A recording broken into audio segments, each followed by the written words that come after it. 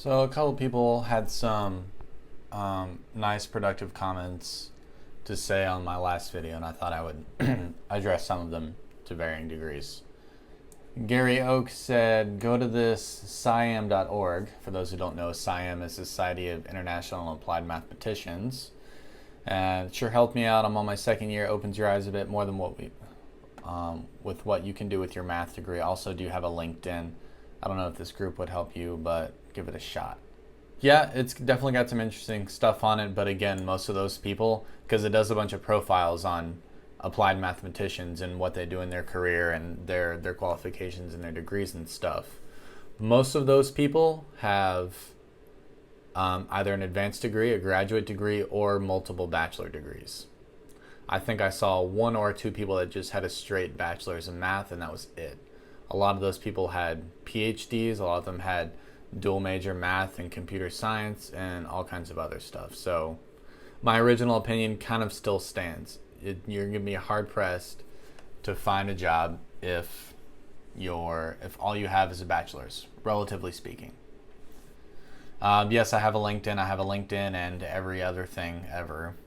I will look at this veterans to energy careers. Thank you. 42 said go to usajobs.gov. Yeah, I'm on it. I got a profile.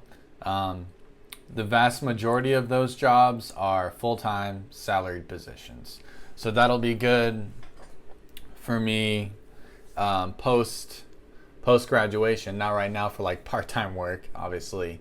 And being a disabled veteran definitely gets me preferential treatment on those. I actually have to opt in for that, whether I want preferential treatment. I'm like, yeah, I do.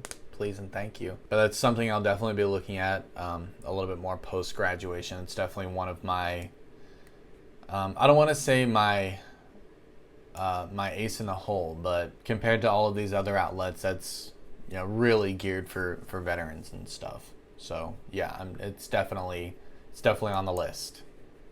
In addition to some other agencies that I would really like to work for, like NOAA or the Forestry Service, the Wildlife Service, those kinds of things. NASA would be like a grail job to work at. And these are all within the context of science writing in some capacity. So that's, also on the list, but thank you. Ezekiel Mitchell asked, if you don't mind me asking, are you paying for this out of pocket or do you still have GI Bill left over? No, I don't have any GI Bill left over, and that's primarily because I've failed a handful of classes, to include DiffEQ, like I've talked about in the past, and that's caused me to have to stay in school longer, and so I've ran out. So yeah, I'm paying for this out of pocket. It's painful. I don't know how to pronounce this. Ryu Igawa. I'm working hard as hell to get this bachelor's just for it to serve as dust. RIP me, LOL. I wouldn't be so quick to give up, especially if math is really what you love. I'm kind of an optimist in that regard. I think that if you love something, if you really, really love it, not a passing interest, it's not a hobby of yours, like you eat and breathe it and it's what gets you out of bed in the morning, then I think you can find a way to make it work, by and large, for the most part. And that's kind of still how I feel about this. So that opinion stands. Don't give up if it's what you really want to do. But if you just if you're not willing to hustle and grind, as the kids say, for a career in that, then perhaps you should consider, because that's what it's ultimately about, right? Job marketability. John Worrell said the struggle is real. Mathematics was never going to be easy. The hardest part, most HR or managers don't understand what math grads can bring. Your ability to problem solve should beat out others, even in programming. I would generally agree. Yes, the struggle is real. Thank you for commiserating with me. I do agree that because math majors are kind of like unicorns, people don't see them in the real world a whole lot, outside of a few careers for the most part. And so people aren't really familiar with what a math degree means and what kind of coursework and effort you put into that kind of thing, and what kind of people it takes to get a math degree. And lastly, Karma Youssef asks, if you had the chance to choose your major again, would you choose CS or would you stick with math? As of right now, I think I would still stay with math. I just would have done some things a little bit differently. I've only been a math major for half of my college career.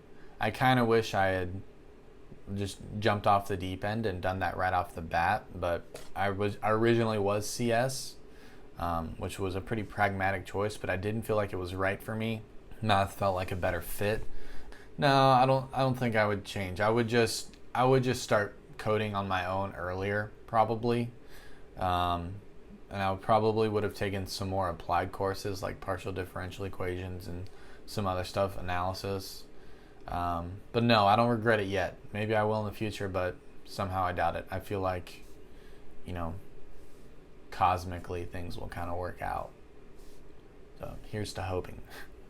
I mean, I know I've done kind of a lot of bitching about jobs and how they seem to be kind of hard to come by, and how a lot of them require a lot of additional stuff, and I should have seen that coming for sure, but at the end of the day, that's still the job market is. The only difference is I'm coming to that large realization a little bit later than I should have, admittedly.